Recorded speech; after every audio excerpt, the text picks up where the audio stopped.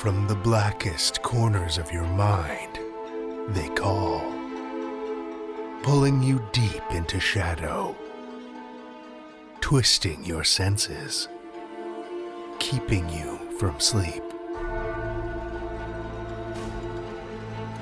It's time to face your darkest fears.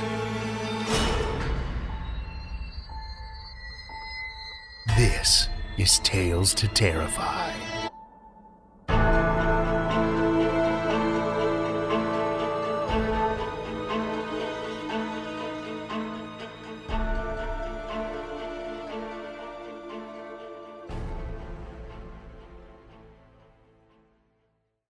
Good evening, children of the night, and happy Easter weekend. We're pretty scant on news this week, other than your weekly reminder of the ever-approaching wave of dread that is our flash fiction contest. That monstrous dark shadow that's been lurking in the depths is making its way toward the surface. It won't be long now before it breaches, and we want you to be ready. For those of you raring to go, details are now up at talestoterrify.com/flash contest, so head over and take a peek. While we're on the topic of dark tales flooding our way, that nefarious pipeline oozing dread into vats in the Tales to Terrify fiction storehouses, aka our regular submissions period, is, as of this week, now officially closed for the time being. While full submissions are no longer accepted, we're still accepting smaller flash tales. That's anything under 2,000 words. talestoterrify.com/submissions has the details if you've got some bite-sized terrible morsels you'd like to send our way. This week, we're brimming with ghastly gratitude thanks to our newest patron, Crystal Galagos. Thank you, Crystal, from the deepest recesses of our corrupted hearts. We truly appreciate your support. If you'd like to join Crystal in helping support not just this show, but the fantastic writers and voice actors that bring these haunting tales to life, check out patreon.com/tales to terrify. We promise you'll get some great perks, and you won't even have to sell your soul for them. This week we have a pair of tales for you, one that takes us to ancient Rome, and one that delves into a darker side of a familiar holiday. Our first story for the evening comes from Julia August. Julia August likes history and fantasy, often together. Her fiction has appeared in The Dark Unlikely Stories, the Journal of Unlikely Academia, Women Destroy Fantasy, and anthologies like Places We Fear to Tread. You can find out more at juliaaugust.com. Listen with me, children of the night, to Julia August's City of Wolves and Lightning, first published in Lamplight, June 2016.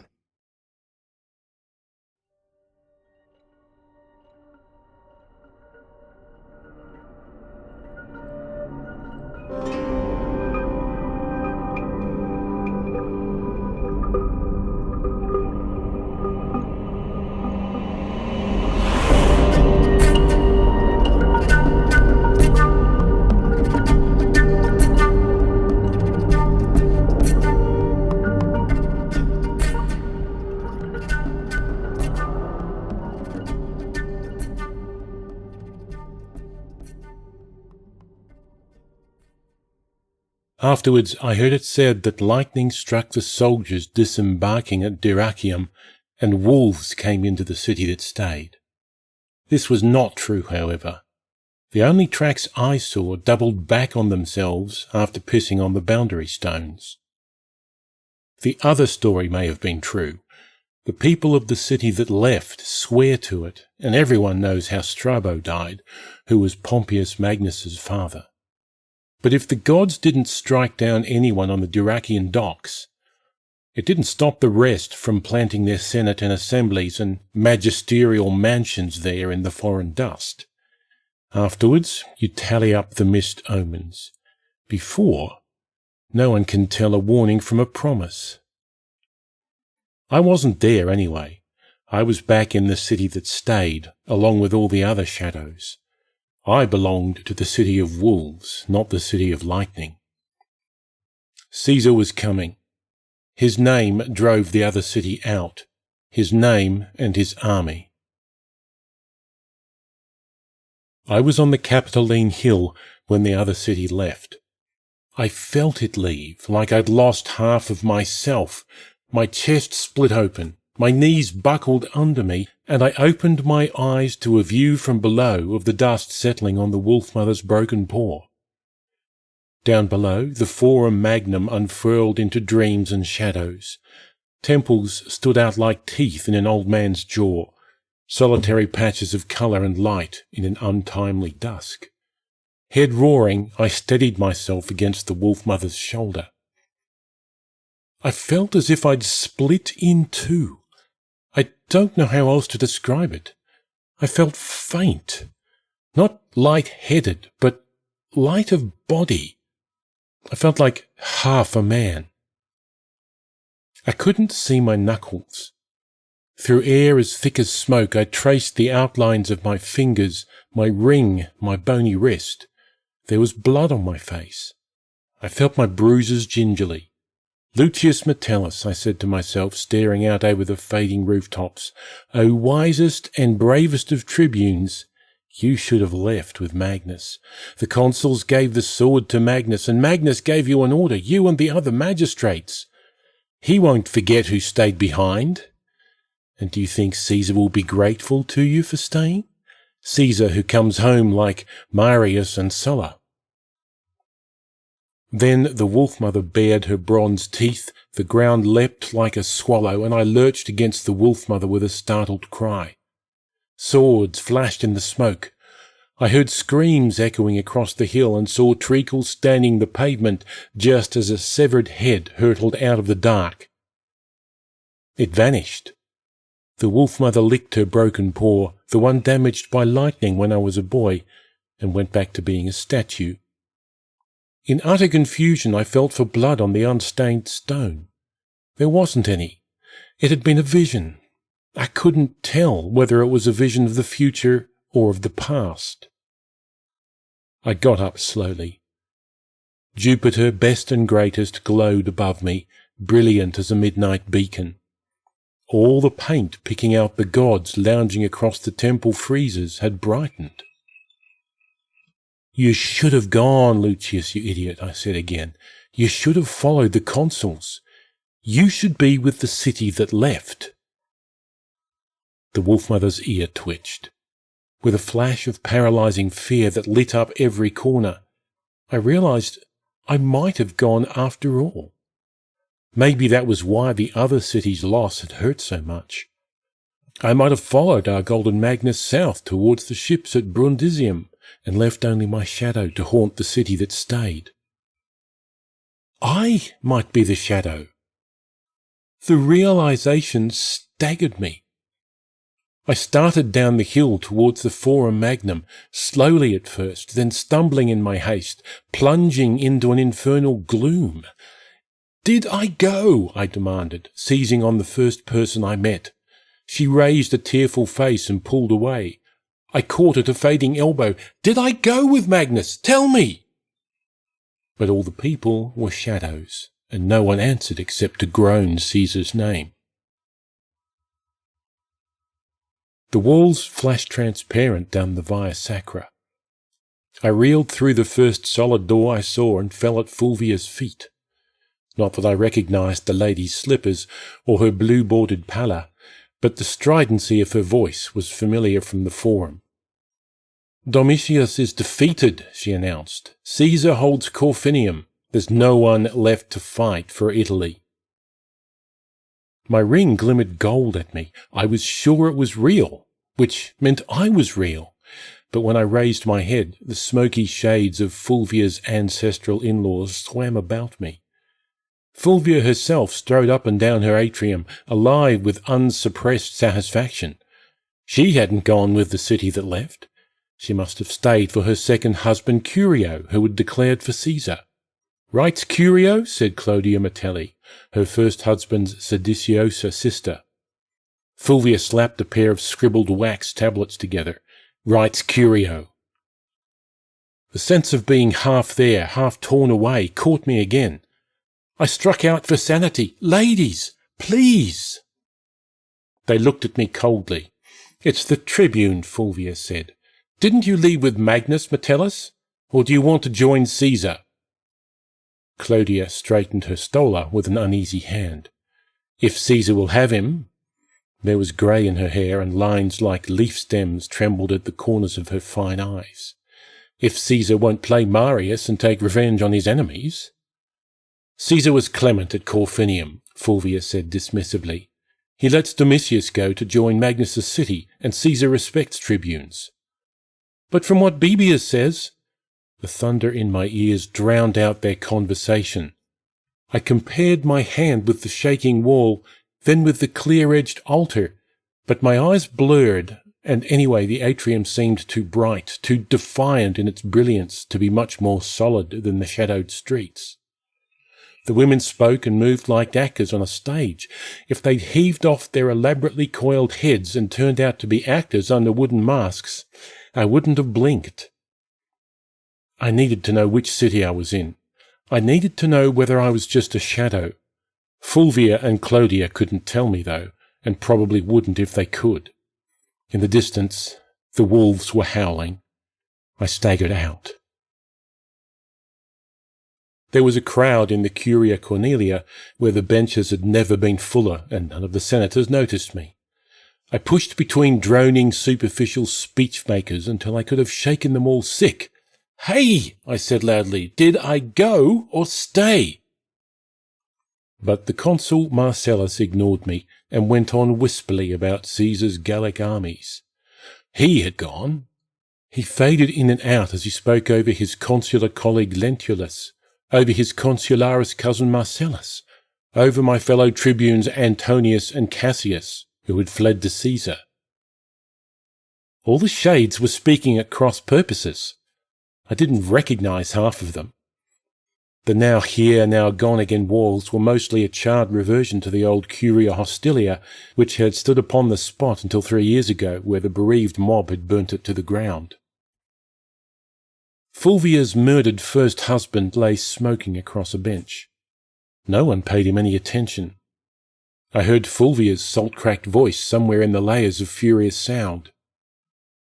The roar of those riots flooded back to me, accompanied by a fresh, drumming fear.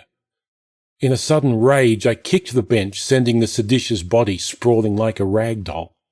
His head bounced over the floor. "Did I go? Did I?" Clodius's vacant eyes stared up through a mask of dried blood. I backed away, breathing unevenly, until a bench hit the back of my legs. I felt like a fool. "Metellus," said someone nearby, "are you still here?" I swung round eagerly. Servius Sulpicius Rufus stood there, turning a letter in his liver-spotted hands. He looked old and tired and bewildered, as if it surprised him that the disaster he'd been predicting since his consulship had finally struck. I seized on him. "Am I?" Sulpicius's eyes were wandering already. "What is there left?" he said, as if to himself. "The magistrates have gone. The laws have gone. There's no one to hold the elections or manage the law courts. What's left?" I heard the wolves again and shuddered. "You?" "I'm a jurist. How can I be a jurist without any laws?" He didn't wait for an answer. "Caesar missed Magnus at Brundisium. Now he needs money. He spent everything he had in Gaul. All that's left here is the treasury. The consuls abandoned it when they fled." Caesar always had lived off his creditors. "Didn't they take the keys with them?" Sulpicius turned away with a caricature of a laugh. "Caesar's coming," he said over his shoulder. "He'll slaughter the rich, like Sulla, but I won't fight my fellow citizens. Not even Caesar. He can do what he wants with me. He's coming." It was too late. to go after the city that had left, but I went down to the old city boundary anyway to see if Caesar could be seen yet on the Via Appia. I might have gone further, but at the boundary the shadow land had hung a veil around the city, and I slammed up against it. So I was the shadow after all. I flushed cold, then hot, then just felt hollow. My real self must have followed Magnus. Only I, the shadow, torn free from the real Lucius Caecilius Metellus, had stayed behind. I was only half a man. The outer half, I think. A double trail of paw prints led up to the dripping boundary stone and veered off into the suburbs alongside the road. Far off, the sky crackled black and thunderstruck. I was feeling for seams in the veil when I saw on the other side a shadow that was not a shadow, in fact, but only looked like one, standing as he did outside the city. He was wringing his hands. "Sulpicius, is that you?" I recognized the orator's rich voice. "No, Metellus." "Oh, the tribune." Marcus Cicero's loss of interest was palpable. At any other time he would have hidden it better. "Will you go over to Caesar?" "Will you?" "I," he said. "Am I a tribune?" But the momentary deepening of his voice lightened almost at once, fraying into uncertainty. "Should I stay or go? Can we believe Caesar's promises? He talks about peace and clemency, but he comes as a conqueror. But Magnus abandoned us. Magnus plans to starve Caesar out of Italy. What should I do?" I couldn't answer him.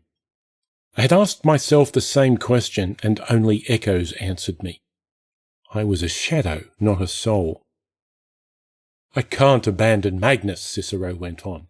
"For all he got wrong, for all he never listened to me, for all he made Caesar what he is, for all he abandoned us.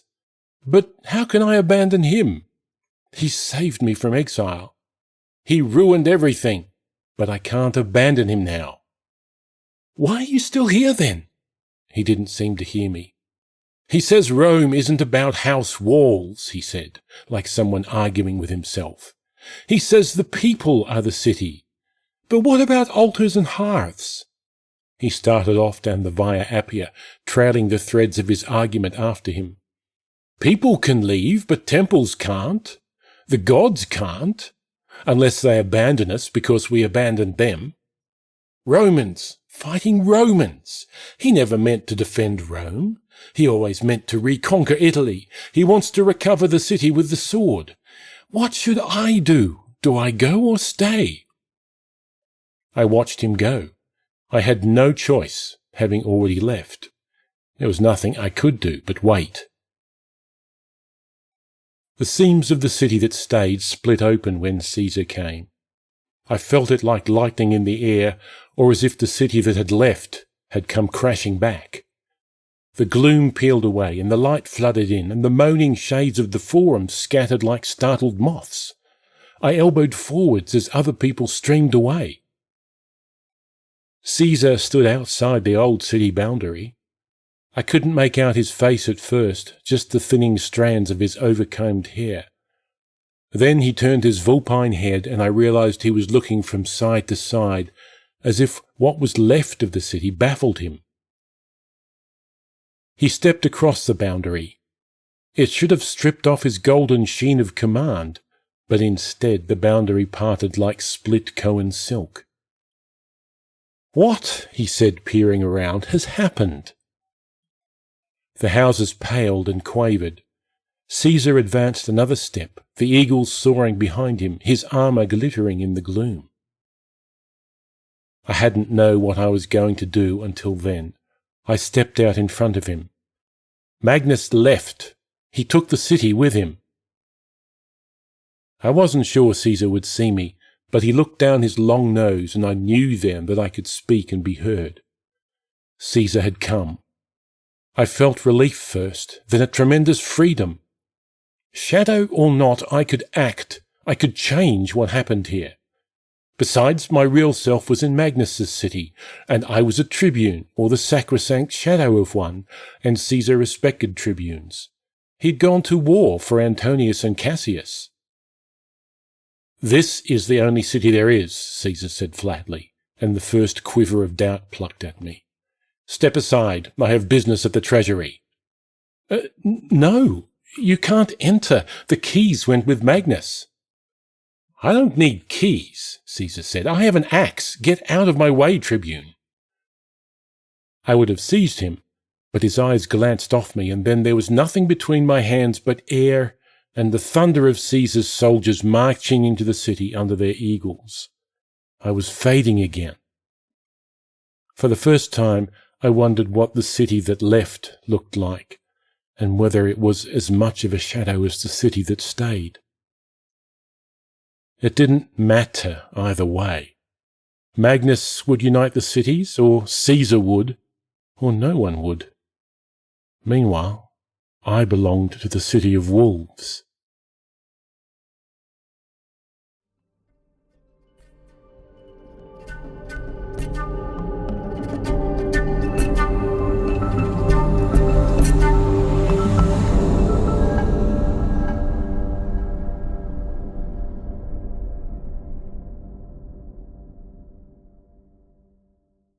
That was Julia August's City of Wolves and Lightning, as read by Graeme Dunlop.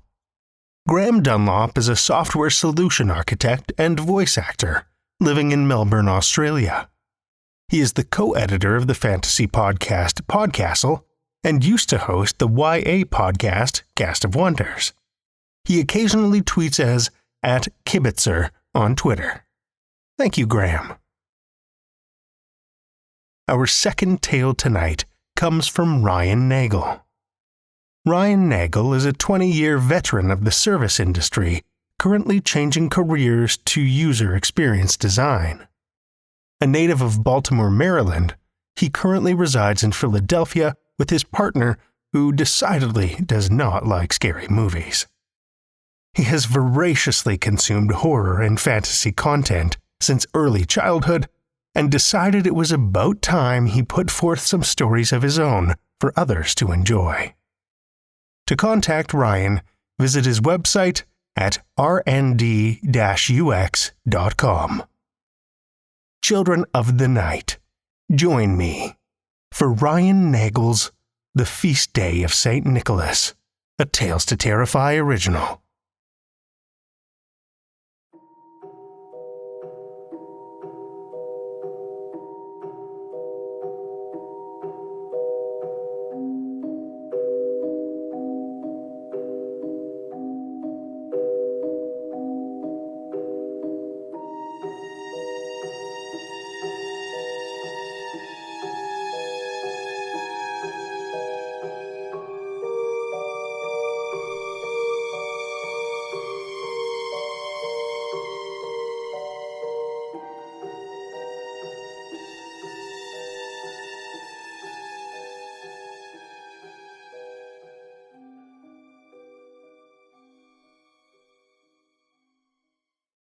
But, Dad, my feet hurt.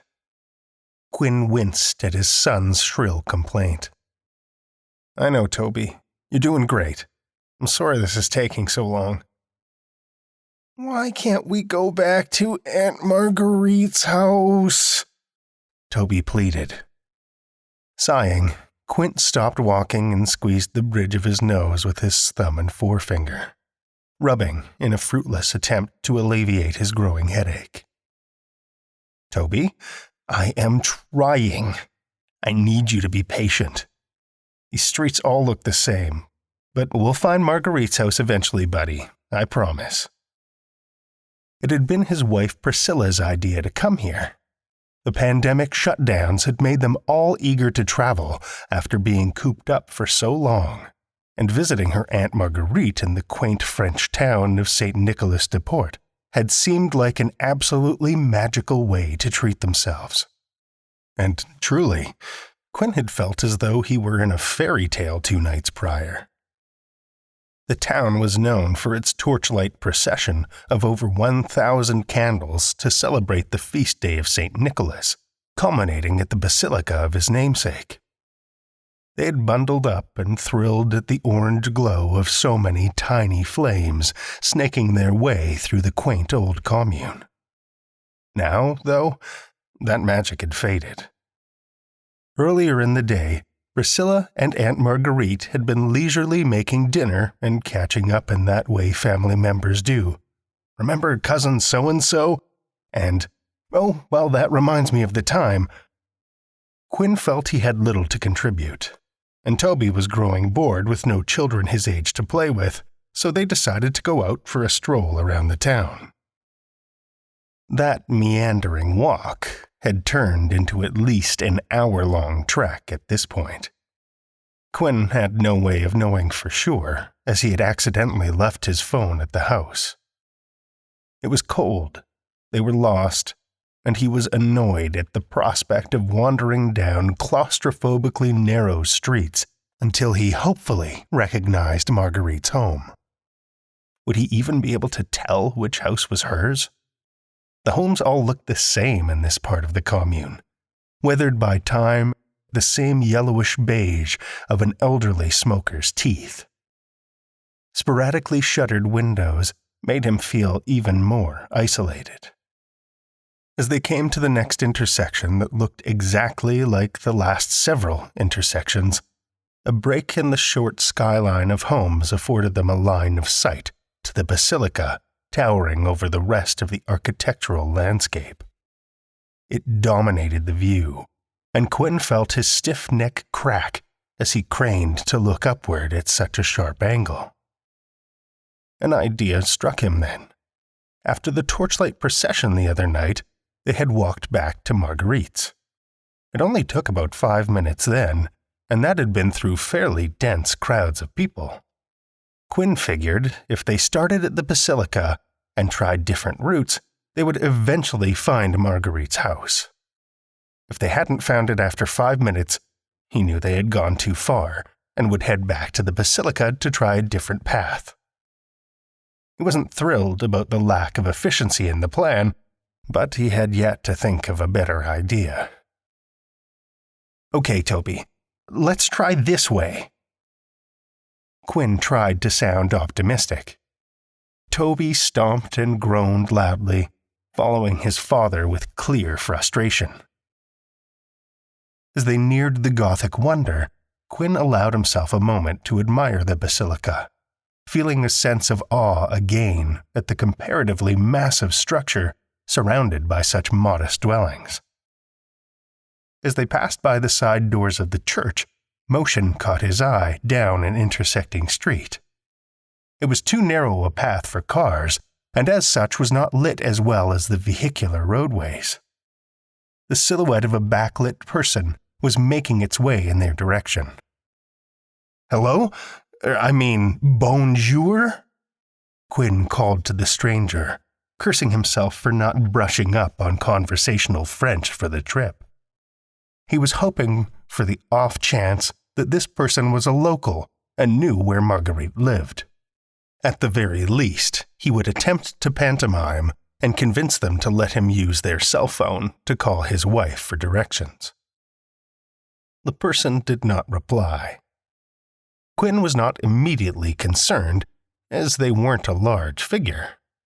He was 5'11" and exercised somewhat regularly, and the figure approaching them was not even up to his shoulders. "Dad, what's wrong with them?" Toby asked. "What do you mean?" Quinn replied. He still couldn't make out details, as they were backlit. "They're walking funny. Are they hurt?" said Toby. Quinn had not noticed before, but the person's gait was off. They were dragging one leg, letting it scrape limply behind them before flopping the other in an exaggerated stomp. Clump. Screech. Clump. Screech. He placed his hands on Toby's shoulders, steering the boy in the direction they had been heading prior to sighting the stranger. They had never replied, and Quinn had no desire to get hassled by a drunk. He kept an eye over his shoulder, but he was confident that even a modest walking pace would prevent the limping figure from catching up to them. As the two rounded the corner to the front of the basilica, Quinn attempted to reorient himself. He had enjoyed a few mugs of mulled wine during the procession 2 nights previously, so his memory of which direction they had walked was a bit fuzzy. Hands on his hips, he huffed and looked from one street to the next, hoping for a spark of recognition. Instead, he saw shapes from much more recently in his memory. On 2 of the potential routes, figures shuffled towards them in a similar hobbled gait to the shadowy outline they had just avoided. Quinn's left eyelid twitched, his mouth going dry. Hello?" he called loudly, ashamed at how much his voice quavered. Clump. Screech. Clump. Screech. The sounds were echoing, but also now coming from multiple directions. Looking back in the direction from which they came, he saw the first figure finally rounding the corner. Still a good 30 feet away, but easily the closest of the 3 unresponsive strangers. Quinn positioned himself between the stranger and Toby.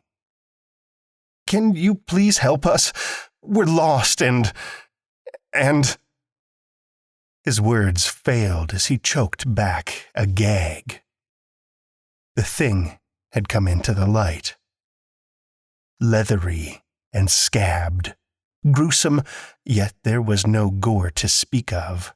It took Quinn's brain a few moments to comprehend what he was seeing. Humanoid in shape, the withered flesh was patchwork and chaotic. True, it had legs, arms, and a head, but it was as though they had been assembled incorrectly. The mouth was a limp, open hole with a slack, boneless lower jaw, teeth peeking out sporadically. Eyeless, puckered cavities gaped unseeing, one completely crusted over. One of the feet was backwards, the other leg's knee bending the wrong way. A tug on his jacket snapped Quinn out of his freeze-up. "Dad!" Toby wailed, eyes wide and tearlessly terrified, pointing out to his father the other 2 shambling horrors approaching from behind. Clump.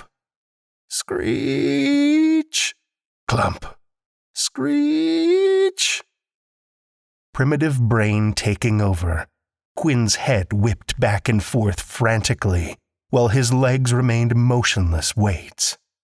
He felt no urge for fight nor flight, rather the paralytic terror of having absolutely no idea what to do in this situation. Over the shuffling sounds of the abominations, there was a sharp clack and the squeal of heavy hinges. Fearing another monstrosity, he sought the source of the noise. "In here, quickly," a voice called to them in accented English. Quinn saw an old man in a cassock beckoning to them from a now open door to the basilica. Scooping up Toby, Quinn fled from the 3 ghastly things and into the building. "Hurry now, hurry. They're right behind you," the man warned through his white, wispy beard, hustling them into the church. Once inside, the stranger locked the door and slid a solid wooden bar into place. Quinn was gasping for breath, from panic more than exertion, setting Toby down and inspecting the door to make sure it was secure. "They will not be able to gain entry, I assure you," said the old man. They will try, but they will fail. His panic subsiding just enough to form words, Quinn questioned, "How can you be so sure? What the fuck are those things?" Opening his mouth to speak, the old man's reply was cut short by a quiet but continuous wail. The previously stunned Toby was starting to cry, not in sobs, but one long, low moan. Quinn bent down to soothe his son, hugging him and making shushing noises. "I will tell you all about those wretches," the old man croaked just above a whisper. "But perhaps we should calm the boy first. Come this way." The old man led Quinn and Toby through the basilica, votive candles casting orange light. The shadows danced in the flickering partial illumination.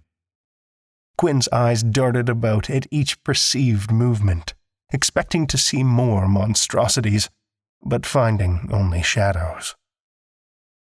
The old man paused as they passed an elaborate statue of a gilded hand with 2 fingers pointed upwards.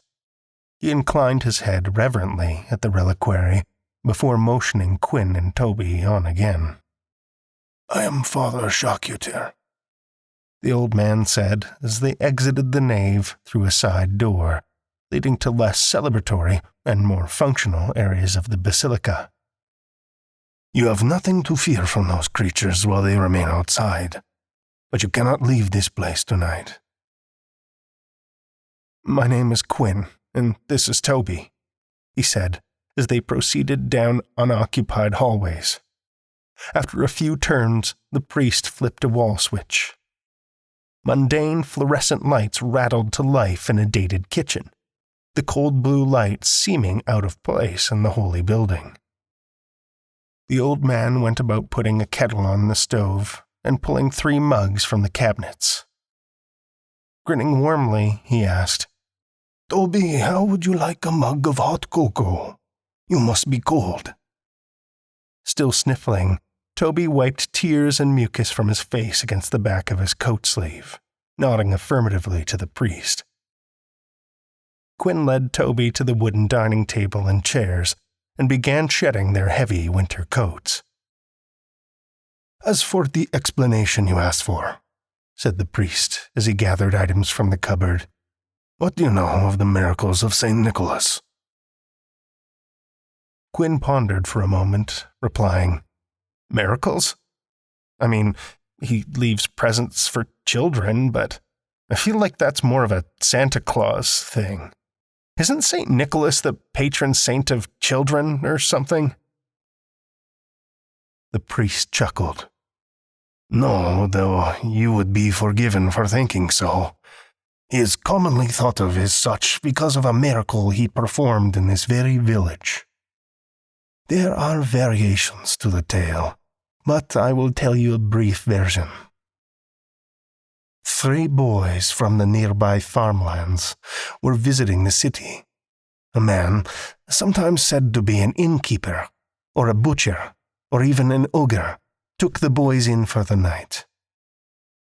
He drugged them, dismembered them, and put them in a pickle barrel," yelled Toby. Quinn stared questioningly at his son. Toby shrugged, explaining, "Aunt Marguerite read me this story the other night." The priest chuckled. "You're close, young man." A spoon tinkled musically as he stirred the mugs of steaming cocoa. "It was a salting barrel, meant to preserve meats, very similar to pickling in some ways. What happened next in the tale as you heard it, Toby?" "Well," he said, scrunching his eyebrows together in recollection. 7 years later, St. Nicholas came to the same city and knocked on the bad man's door. The bad man tried to feed St. Nicholas his best ham, then his best veal, but St. Nicholas knew what the bad man had done, so he freed the boys so they could go home to their families." Sitting at the table, the priest presented Quinn and Toby with a steaming mug of cocoa each. "Careful now, it's hot," he cautioned. The marshmallows were already softening and creating a foamy, thick layer on the top. The old man clinked his mug against Quinn's, prompting Quinn to take a sip. The priest lowered his mug from his lips, exaggeratedly smacking his mouth and sighing, "Ah," in satisfaction. "The miracle," he continued slowly, staring intently into Quinn's eyes, "is that St. Nicholas resurrected those 3 boys. The stories like to say they sprung forth from the barrel as happily as birds in springtime. But after 7 long years in that salt, can you imagine what they must have looked like?" Quinn, mid-sip, lowered his mug and stared slack-jawed as he realized what the priest was implying. "Those were the boys from the story?" Toby exclaimed, marshmallow foam clinging to his nose from drinking deeply. With a patient grin, the priest nodded just once to Quinn and Toby, confirming the identities of the monstrosities outside.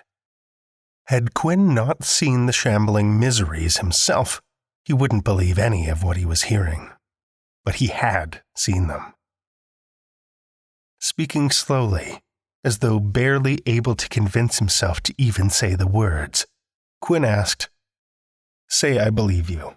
Why on earth would they be chasing us?" "Oh, I don't believe they were," said the priest. "Take some small assurance from that.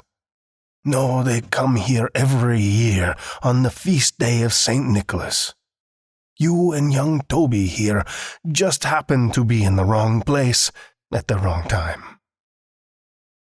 Quinn furrowed his brow. But the feast day was on Saturday night. We were at the procession. Why are they still here? This is insane to begin with, but why would they show up 2 days late?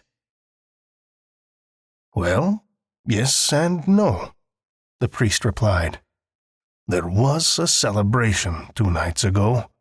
The locals like to observe it on the weekend. But the actual feast day is today.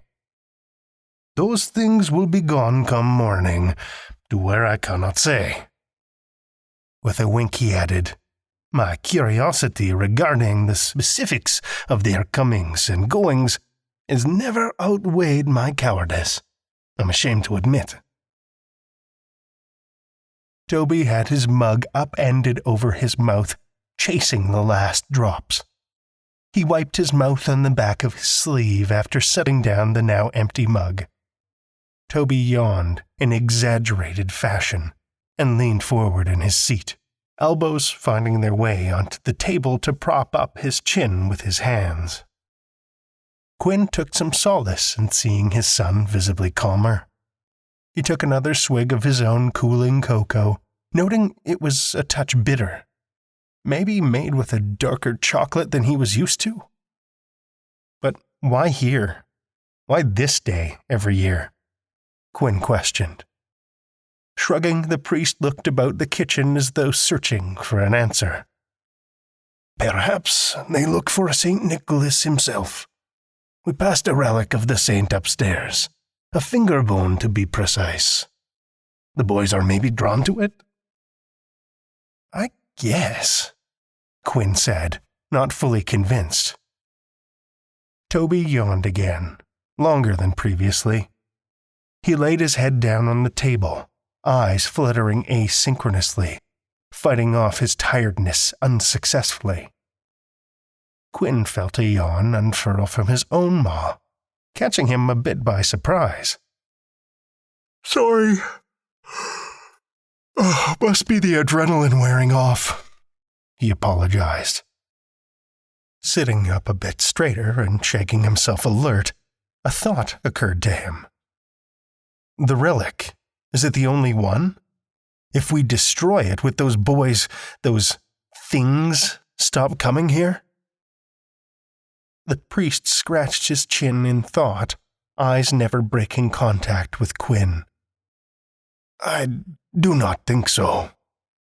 There are many relics of St. Nicholas at many other places of worship." Rubbing his suddenly drooping eyelids with his knuckles, Quinn yawned again. He tried to speak through it this time, his foggy brain insisting it was vitally important he finish the current line of thought. "But if there are relics in other churches, what brings them here?" As he spoke, his head did not clunk down dramatically. Rather, it bobbed down slowly, with a longer pause between every few words, until his cheek finally touched the table. His skin felt warm wetness on the table's surface, and the surprising sensation was enough for his eyes to snap open once more to search out the source. Quinn saw his Toby's cherubic face, mouth open and drooling onto the table as he slept. Then his eyes bedraggedly focused on the old man, now standing behind Toby and still staring at Quinn. In a voice of rustling dead leaves, the priest mused, "Well then, I would imagine the boys are here for another reason." Grinning mirthlessly, his white beard a curtain pulling back to reveal crooked, sepia-toned teeth, he continued, "Perhaps they wish to prevent the faithful from celebrating the feast day." As darkness pulled Quinn down into unconsciousness, he thought how odd it was that the priest was tying on a leather apron over his cassock. "C'est le verre!" a voice boomed. Quinn jolted awake to the shout as he felt something tapping the bottom of his boot, jarring him back to consciousness. "C'est le verre! Vous ne pouvez pas dormir ici!" The police officer continued as he knocked on Quinn's boot with his baton, clearly not happy. Pushing himself up from the ground, Quinn's head swiveled about in confusion. Wincing, he blinked at the dazzling daylight and realized he was in front of the basilica. Pedestrians gave him a wide berth, some pausing with looks of concern or annoyance. "What's going on? Where's Toby?" Quinn sputtered as he tottered to his feet, head throbbing and nausea threatening to overtake him. American. Too much celebrating last night, maybe," the officer said in heavily accented English. "My son! Where's my son?" Quinn was yelling now, frantic and weaving towards the doors of the church. The police officer followed closely, alarmed by Quinn's emotional state, but more focused on what he said. "Your son, you say?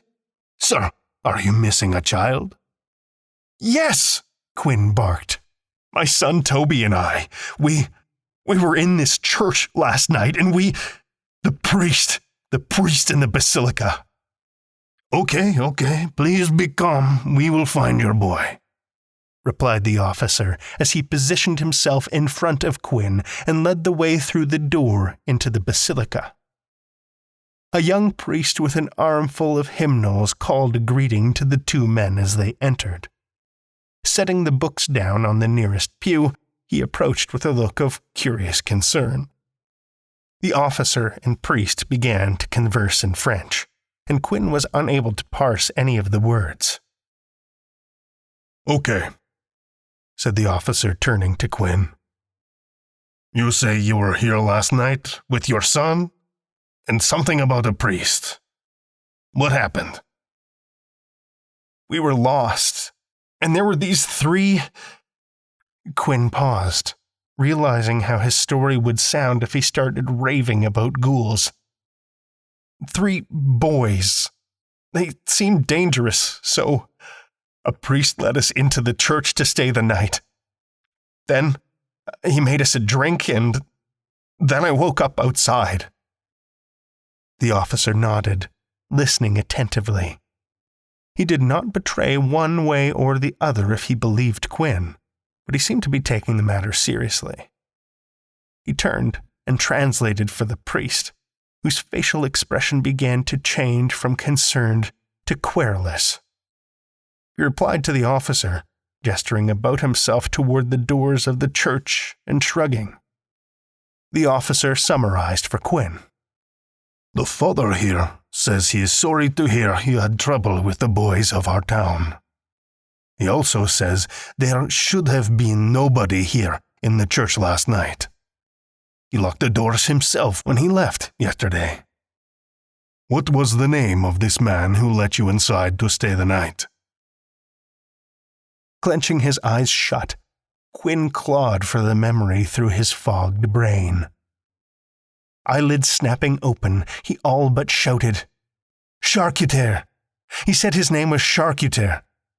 We have to find him. He must have my son." At this, the police officer looked annoyed. Rolling his eyes, he spoke in French to the young priest who smirked and tutted. Replying to the officer, he began shaking his head in disapproval as he returned to gather up his stack of hymnals. "Okay, you have had your fun.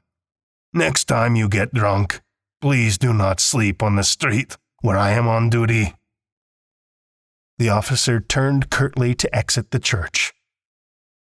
Quinn was stunned silent for a moment before chasing after the police officer. Wait! What's going on? Do you know Father Charcuter? I need to find my son."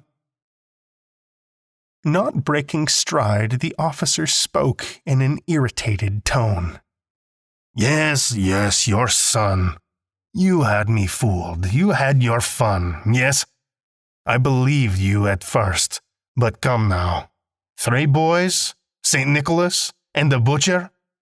I do not appreciate these jokes from tourists, especially not those who pass out on our streets. He nearly spat these last words out, pausing with his hand on the door just long enough to disparagingly look Quinn up and down. Astonished, Quinn held his hands up defensively and squealed, "I don't understand. What butcher? He was a priest." Pushing open the door and exiting the basilica, the officer said over his shoulder, "As if you did not already know, charcuter means butcher, a butcher of pork, of salted ham."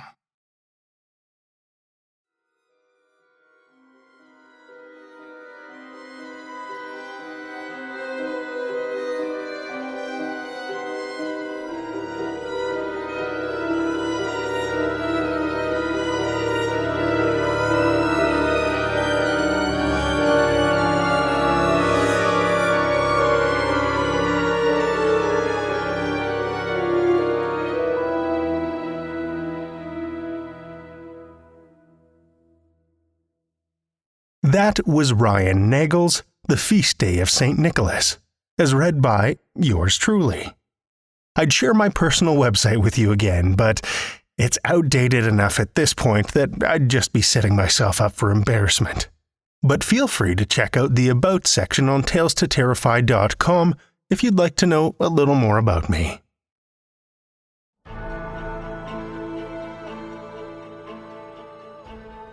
Well, children of the night, the hour is late, and we've run out of tales to tell. For now. Tales to Terrify is made possible by the tremendous generosity of our supporters on Patreon and PayPal. Incredible fans like Kathy Robinson and Amanda Gottfried, whose generous support helps keep the lights on and flickering ominously. Not a supporter already? Head over to patreon.com/talestoterrify, where you'll find all kinds of perks, like ad-free and extended episodes, bonus content, and one-of-a-kind collectibles and merch packs. Every dollar goes back into this show to make it as horrific as possible, and we appreciate it so much. Want another way to support the show that doesn't cost a cent? Head over to Stitcher, Podchaser, or Apple Podcasts and leave us a 5-star review. You'll not only put an unnaturally wide smile on our faces, but help new listeners discover our terrifying tales too. Now you can share your love of the show out in the world with some Tales to Terrify merch. TalesToTerrify.com/merch will take you to our TeePublic store, where we've got a great collection of creepy custom and curated designs that's always growing, so check back often. Tales to Terrify is produced by Seth Williams, Meredith Morgenstern, Andrew Gibson, and myself, Drew Sebesteny, with original theme by Nebulous Entertainment. Tales to Terrify is distributed under a Creative Commons Attribution, Non-Commercial, No Derivatives license. Join us again next week as we summon forth the living dead with more Tales to Terrify.